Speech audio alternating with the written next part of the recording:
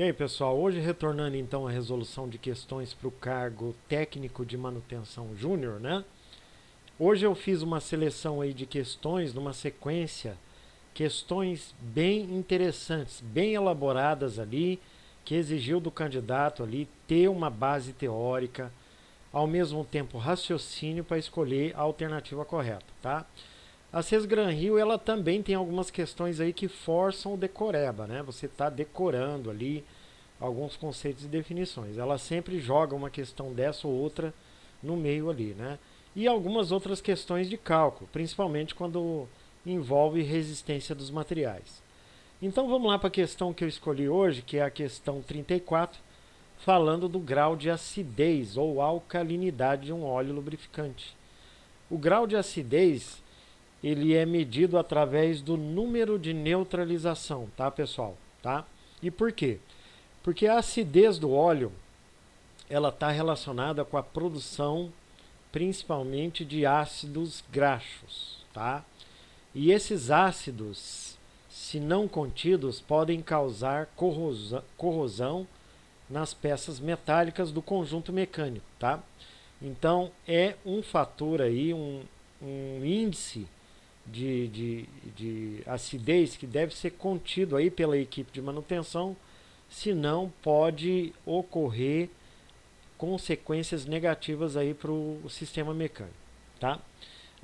E uma das maneiras de você evitar ou minimizar esse processo é você neutralizando a acidez desse óleo, tá? Então é por isso que vem esse número de neutralização, tá? E aí você pode adicionar outros elementos químicos, né? De modo a você neutralizar essa produção de ácido dentro do óleo, tá? Então a alternativa correta aqui, tá, pessoal? É a alternativa C, que fala do número de neutralização, tá bom? Beleza. Questão 36. A questão 35 nós resolvemos numa videoaula anterior, tá? E é uma questão simples de elementos de máquinas, tá, pessoal? Uma questão aí que fala do sistema de transmissão de movimento.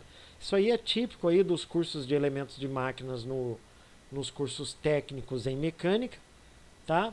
Porque você acaba verificando lá quais os tipos de transmissão, né? Qual é o objetivo dessas transmissões. Então aqui nessa questão ele fala de uma transmissão de movimento entre dois eixos perpendiculares, né, pessoal? Perpendiculares, tá? E ele pergunta ali qual é, né, esse tipo de transmissão. Par de engrenagens cilíndricas de dentes retos. Nesse caso aí nós temos eixos paralelos, tá, pessoal? Então não é o caso, tá?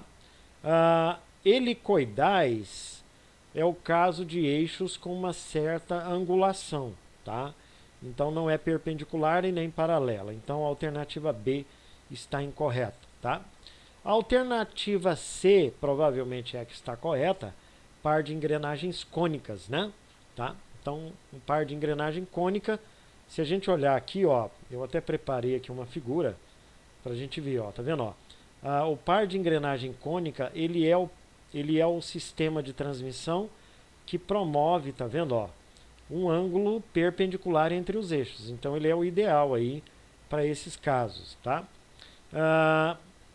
E a coroa e um sem fim também não é o caso, tá? Porque a coroa e sem fim é para mais caso de eixo, tá? Que está na mesma direção, tá? Está na mesma direção da engrenagem. Então não é o caso ali de perpendicular. E coroa e cremalheira, tá?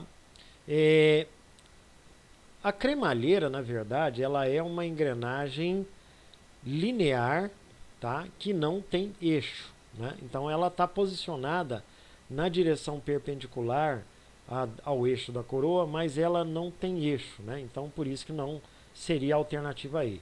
Tá bom, pessoal? Então ficou a alternativa C para a questão 36 aí, tá bom? Beleza.